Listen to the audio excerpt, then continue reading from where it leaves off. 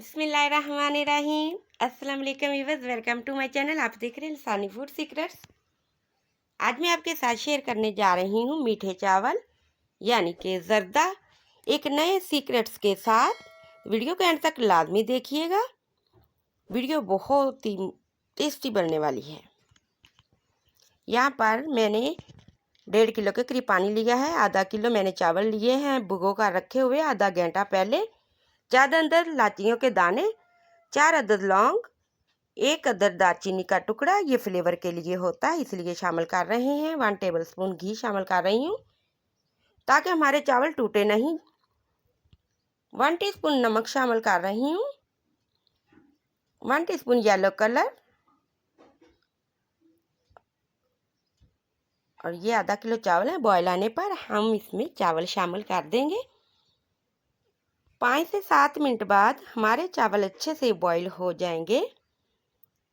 तो इसी तरह आपने शामिल कर देने हैं चावल, इसी तरह बॉईल करने हैं। हमने 3 हिस्से चावल पकाने हैं, 1 हिस्सा रखना है।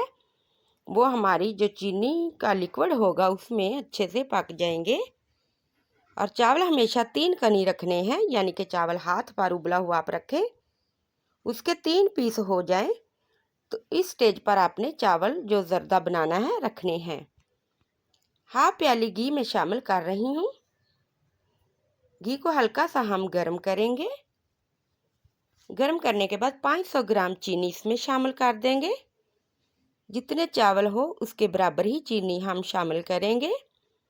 हल्के हाथ से हिलाएंगे ताकि चीनी नीचे नहीं लगे। 1 प्याली छोटी यानी कि 100 ग्राम के करीब दूध है, ये हम शामिल कर देंगे। हिलाकर अच्छे से चीनी को मिक्स करेंगे, यानी कि हमारी चीनी अच्छे से हल हो जाए। इसमें चीनी नहीं रहनी चाहिए, अच्छे से इसको मेल्ट कर लेना है। तो चीनी हमारी अच्छे से लिक्विड बन चुकी है। इसमें हम चावल शामिल करेंगे। बिस्मिल्लाहिर्रहमानिर्रहीम। तो चावल हमने शामिल कर दिए हैं। हल्के हाथों से चम्मच से हम नीचे से ऊपर की तरफ और चारों साइडों से चावल को हिलाकर मिक्स कर देंगे, यानी कि हमारी जो चीनी का लिक्विड है एक एक चावल के ऊपर लग जाए। इसके बाद हम दम पर रखेंगे। फ्लेम को बिल्कुल लो कर देना है। तो अच्छे से हिलाकर अब कुछ चंद चीज़ें हैं जो हमने शामिल करनी है दम से पहले। ये सीक्रेट्स जो मैं आपको बता रही थी, यहाँ पर मैं शामिल करूँगी चंद कतरे वनीला एसेंस के, आप केवड़ा भी डाल सकते हैं। ये सीक्रेट्स था जो मैंने आपको बताया था। दम कर देते वक्त आपने थोड़ा सा दूध ऊपर शामिल कर देना है, इससे हमारे चावल अच्छे से फूलेंगे और नरम भी रहेंगे।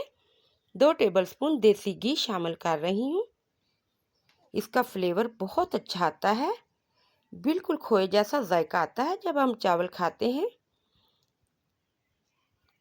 थोड़ा सा ड्राई फ्रूट है, ये मैं शामिल कर रही हूँ। चंद थोड़े से बादाम, अखरोट, किशमिश और नारियल कटा हुआ। अगर आपके पास है तो ज़रूर शामिल करिएगा, नहीं है तो भी कोई बात नहीं।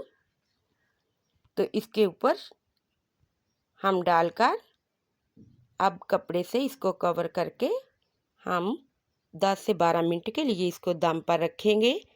और फ्लेम को बिल्कुल लो करना है, फ्लेम हाई नहीं रखना, ना मीडियम रखना है, उससे आपके चावल जो है सख्त हो जाएंगे। तो 10 मिनट के बाद हम चेक कर लेते हैं। बिस्मिल्लाहिर्रहमानिर्रहीम। माशाल्लाह चावल हमारे परफेक्ट तरीके से तैयार हो चुके हैं।